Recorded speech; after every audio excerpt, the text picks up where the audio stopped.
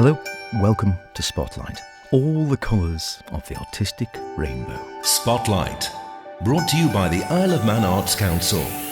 This evening, speaking of colours, we head down south to Think Pink. Pinktoaster, that is. The first part of a chat with Manx actor, musician, musical director, West End superstar Jonathan Eio. And we head to KA to celebrate Neurodiversity Awareness Week.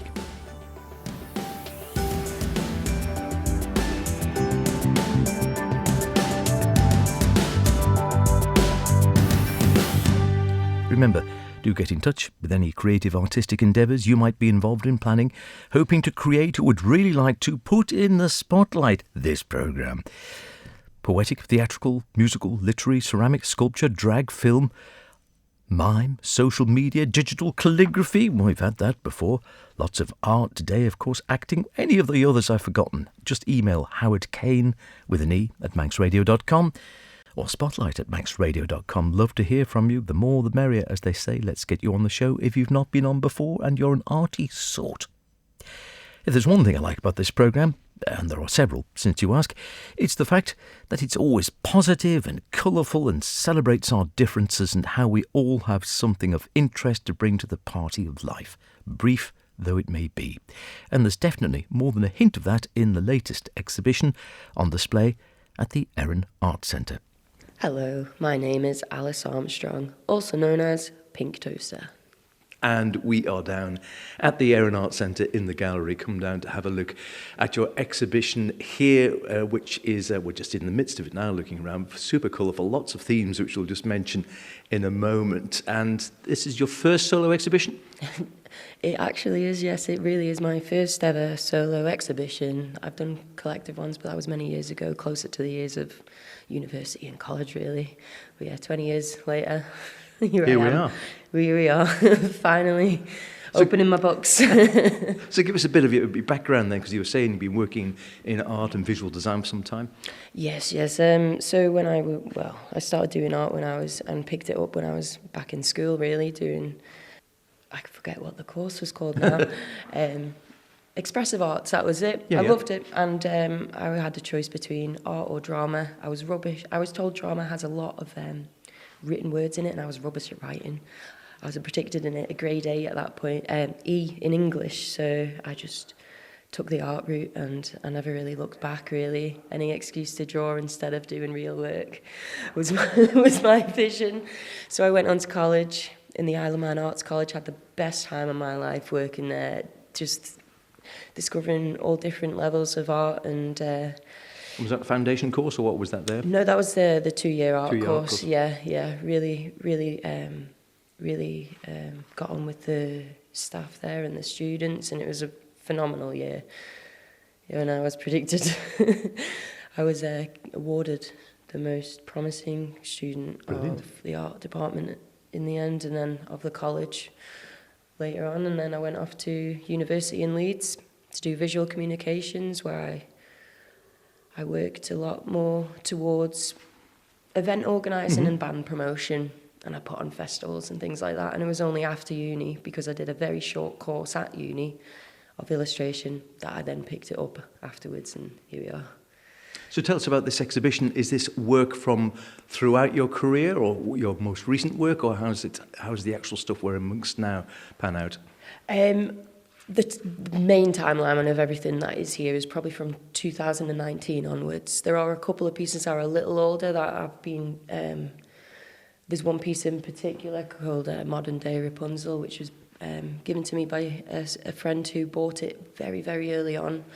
And there's small sneak peeks that aren't, but the most work is 2019 onwards.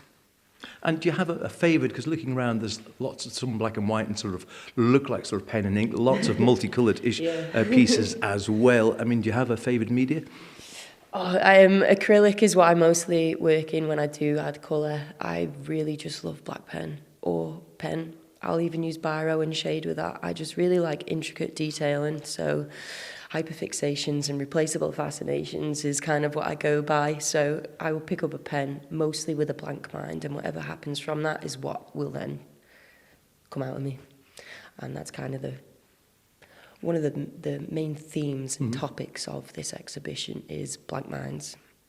And you were saying about sort of being, incredible detail. We were just looking at one before we started recording, just in front of us now. And I mean, I clocked a few bits and pieces on it, and you were pointing out a few more things. You've actually got a magnifying glass down there, and the incredible detail. They are so fine, some of them, that, well, yeah. I mean, it's one of these things where you sort of look at it, and every time you look at it, you think, hang on, there's something else there. Yeah, it's one thing I really pride in my artwork is there's always something new to find, and I think I love that about anybody who does buy a piece of artwork. It's not just buying that, getting bored of it and getting old with it. You look back at it and you'll see something new.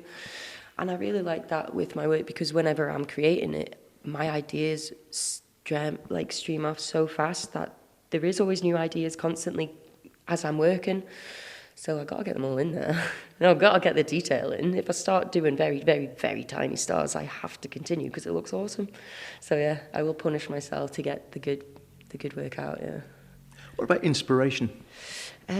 So inspiration can come mostly from, well, if I talk a little bit about mental health, it would probably be from hard time. If I'm having a very hard time personally, the way I deal with that is just by shutting down, really, and going quiet. And then I think the silence just helps me just get out of that mode, do some art. And a lot of what I say in the audio description that I have here with my work is that it allows me to get out of my mood and to just focus on things that I can achieve.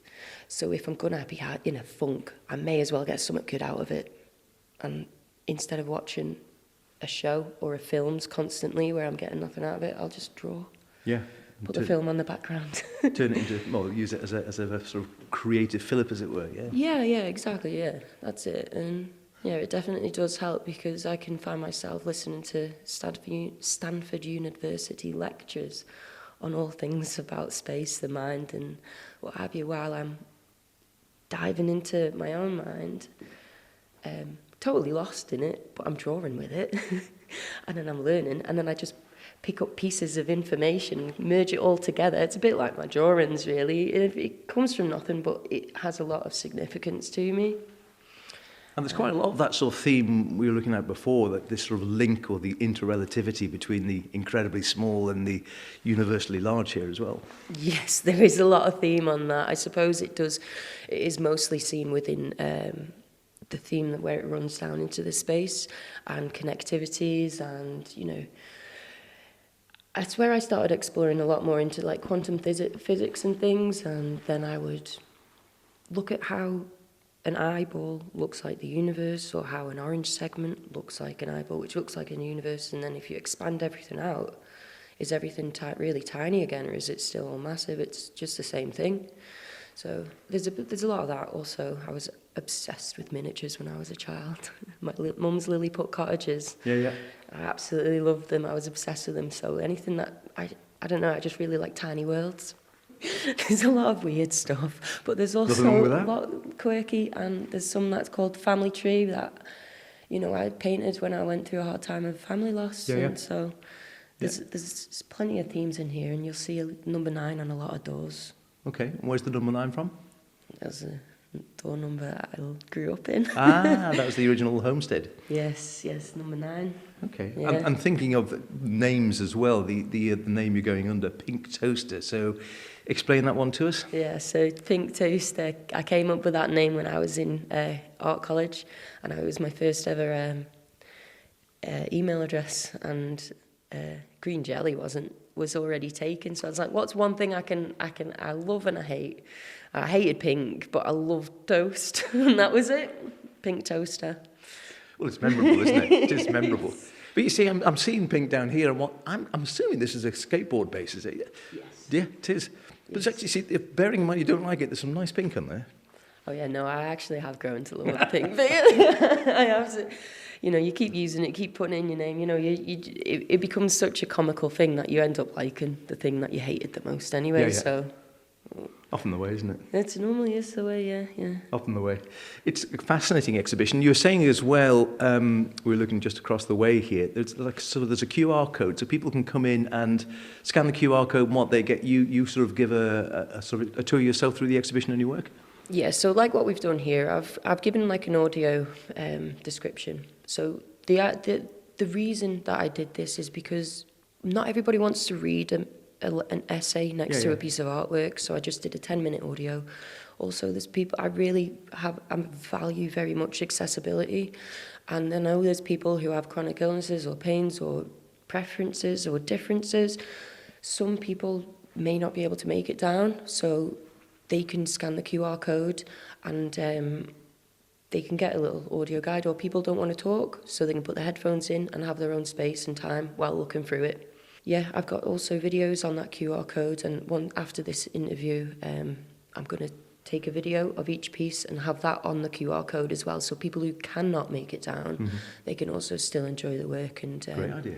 Yeah, thank you very much. Yeah, love it. Yeah. That's really nice. And so the exhibition itself, as you say, marvellous that people can actually see it then, even if they can't get down in person. Yeah. If you can, it runs through, what, till the end of March? Yeah, so it's on until the 27th of March. And a Meet the Artist event on 21st? It is on the 21st of March. I'll be down here. I'll get a table out, I'll get paints. I've got about 24 small tote bags, and first come, first serve, or I don't know whether it'll be a donation or so what the situation this is a might get be. involved thing, is it? This get is involved, immersive. yeah. So it is a lot of people that come to me say, I can't draw a stick man. Yeah, that sounds like me. Well, do you know what? When I'm in my most times of crisis where the best art has come out of me is when I can't draw a stick man either.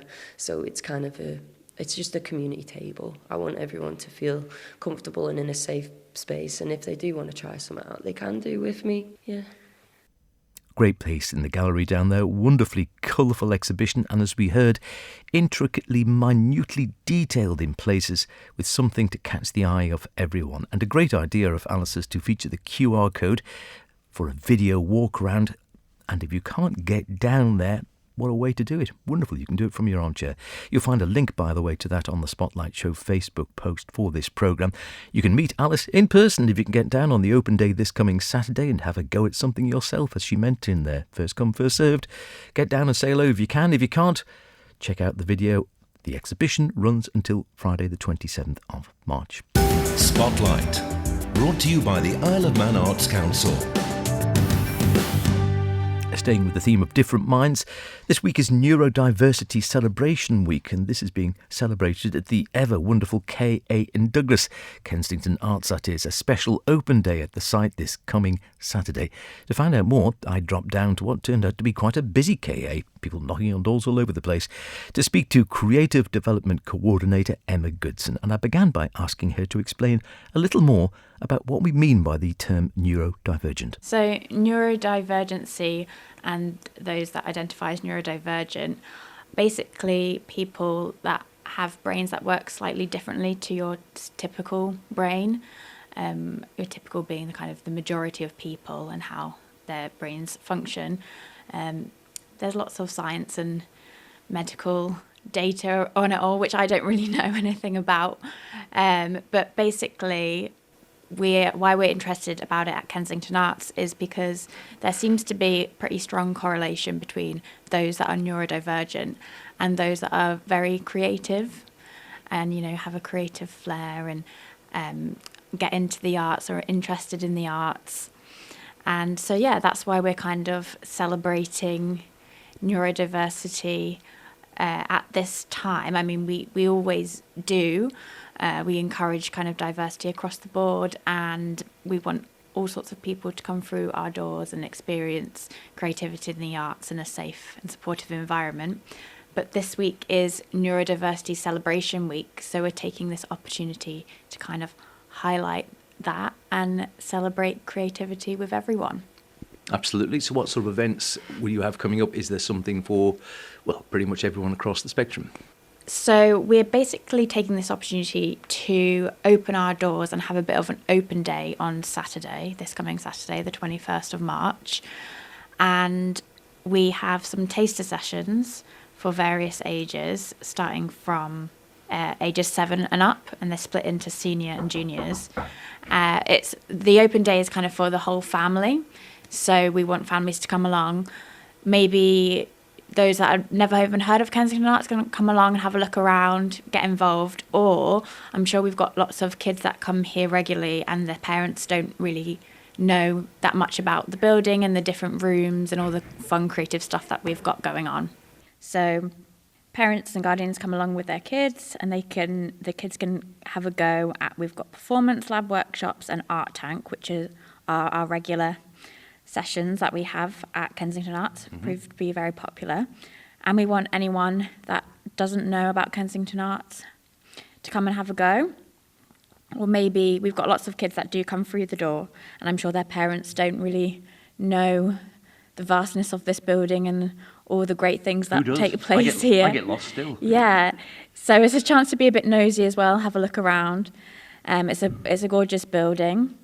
It was initially the Douglas School of Art, fun fact, purpose-built for Douglas School of Art, where Archibald Knox... Indeed, yeah. Yes. Name dropper. Exactly, there you go. Archibald Knox was a student and then also a teacher.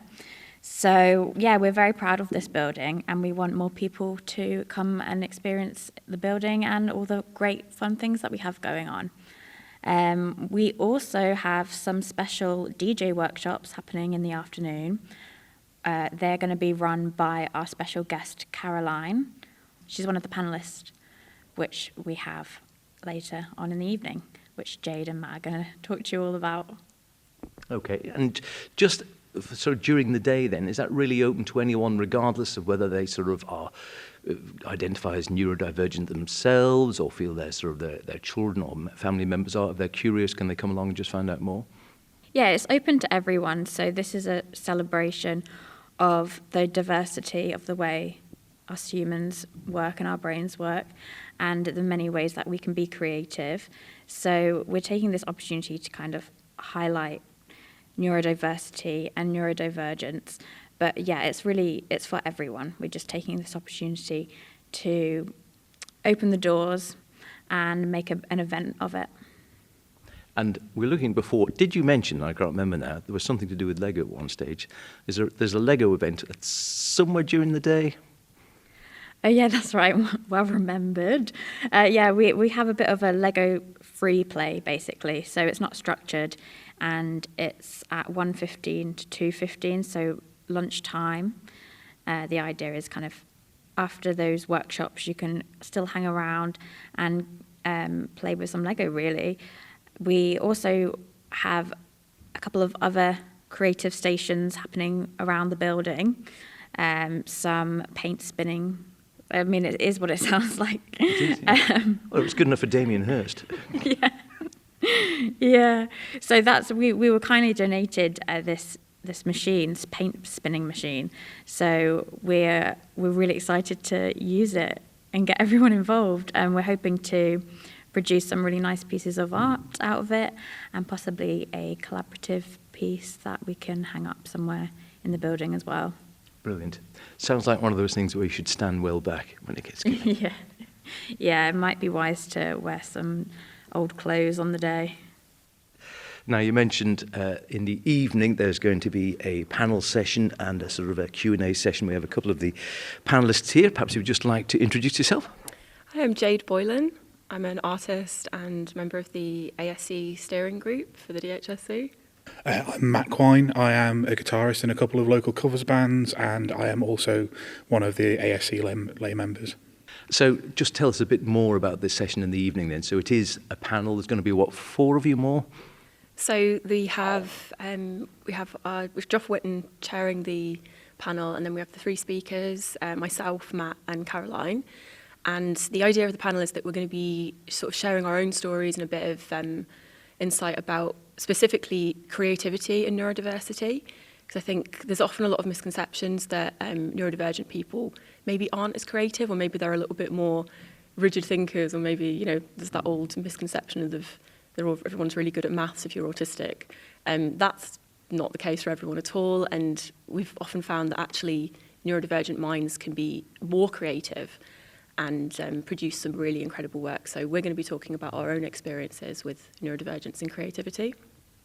And as a musician, how do you sort of identify with this concept of being neurodivergent and its link with the creative output, I suppose? And if you'd asked me this question before I was diagnosed, I'd have said I wasn't creative. But actually, I think when I look at myself and the things that I do enjoy with instruments, it is about that output of just not following any kind of rigid, like following anything perfectly, and developing a song yourself rather than just copying exactly what a song is on a record, but interpreting it yourself and putting your own spin on it. Did you ever think to yourself before you were identified, did you ever think, well, I think differently to some of my friends or compatriots? Yeah, I've always known I thought differently to people. I was confident that I was autistic before the diagnosis. I've got ADHD as well, and that kind of realization has added a lot to kind of my understanding of myself. But certainly in terms of creativity as well, I find that a lot of the kind of aspects, not only just playing guitar, but actually in my day-to-day life, in an office situation, I will always think differently, and I'm often brought into projects to try and find creative solutions if we've got, if we're stuck somewhere. I'm often thought of as somebody who can find those problems, solve those problems in a different way. And what about you, Jade, from an artistic point of view? Do you sort of identify as being neurodivergent, or how do you see yourself? So I have autism and ADHD diagnosis as well.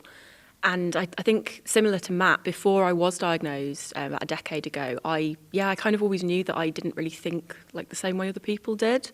And I think I spent a lot of my life feeling that I was sort of broken in some way, but actually turns out my brain is just wired a bit differently. And I think it's definitely helped me in terms of my artistic output and my creativity over the years. And I suppose the thing is, we're all different, aren't we? And that we're all this curious thing about, what is, in inverted commas, normal, or what is typical, and that I suppose there might be something that might be more common, but we're all different. Absolutely, yeah, and I think that's why this event and this week in general is such a great thing, because it's celebrating neurodiversity in general, not just specific neurodivergences. So yeah, I think it's going to be a really great day. There's lots going on around Kensington Arts, and then hopefully the panel will go really well in the evening. Are you expecting plenty of questions from the floor? Oh, we're hoping, yeah, that we'll get a few questions from the audience at the end. If not, we might have to maybe not plant them, but maybe suggest a few that people could ask, and maybe you have a little sheet somewhere just in case.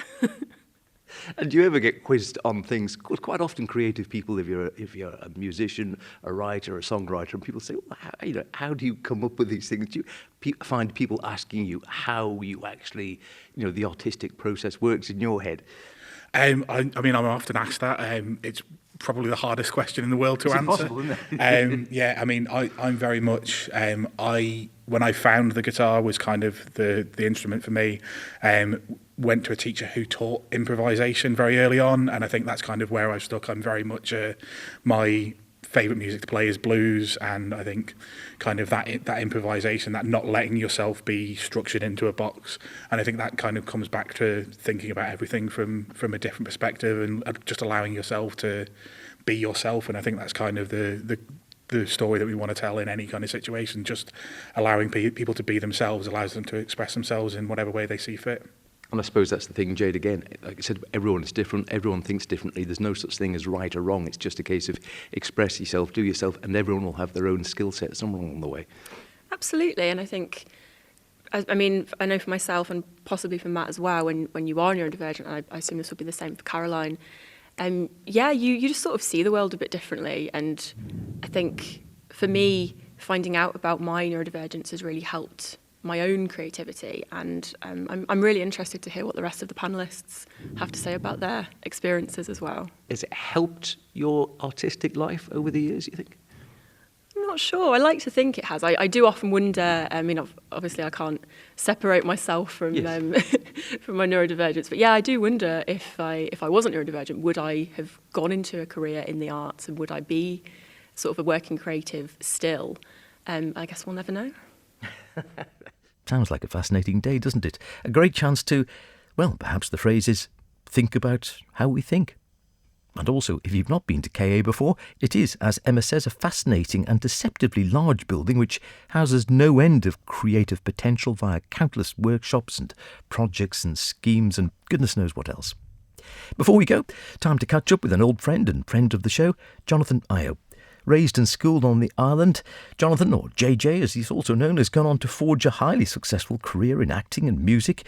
He currently teaches at Mount View Performing Arts and King's Lear Performing Arts, as well as the East 15 Acting School, musical director for P&O Cruises, and this year an MD for productions of Jesus Christ Superstar, Annie and We Will Rock You. And he's coming to the Isle of Man as part of the UK tour of Oh What a Night, the hit musical celebrating the life and music of Frankie Valli and the Four Seasons. Lord knows what he does in his spare time, but he did find a brief window to tell me more about his life in the business, as they call it, and the show. And I asked him first, of course, if he was excited to be coming back to the Isle of Man with the show. Absolutely. That's when I first saw that this show was coming, the tour was coming over. I got really excited because it's a chance to bring back basically everything that I've learnt over there, basically, and bring it back home for a massive homecoming. So I'm really looking forward to it. So it is at the Gaiety. It is in June. Oh, what a night. Tell us a bit about the show.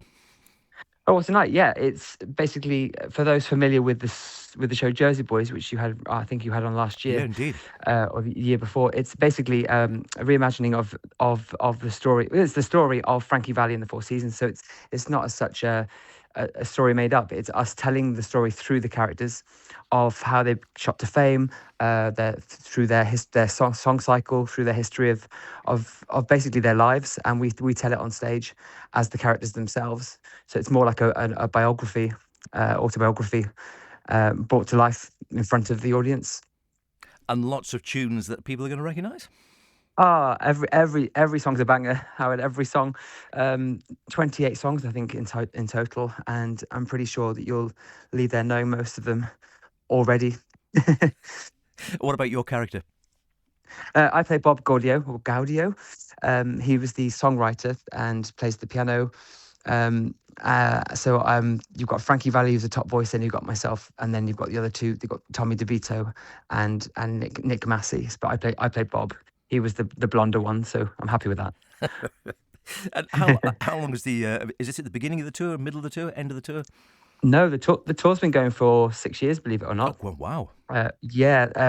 We've picked up. We first started in lockdown. Obviously, it was cancelled that year, and then it's picked up every Friday, Saturday. We are touring the country. I'm at Scotland, Ireland, Southampton, through to just everywhere. And I've been trying to get them to push it to come to the Gaiety, and finally we have. So yeah, we're going into our seventh year now with the show, and we're now at 86 or 87 shows a year. So pretty much every weekend. Oh my goodness. So how does that actually work then? Because again, I'm sure a lot of people might be sort of interested, someone like yourself, and just looking at what you're doing now. So you're touring there, you're also teaching as well, you're in the West End, musical director for P&O Cruises, MD for productions, I think Jesus Christ Superstar you're working on at the moment, Annie, We Will Rock You. I mean, how do the sort of days, is there such a thing as an average day or not? I think there's a thing called sleep that I've forgotten what that is. An average day, no, it changes every week. So I'm with certain colleges, Mount View Academy and King's Clear throughout the week. Certain days, P&O is every week, sometimes every other week, and sometimes I go out on a cruise ship for a couple of weeks with them.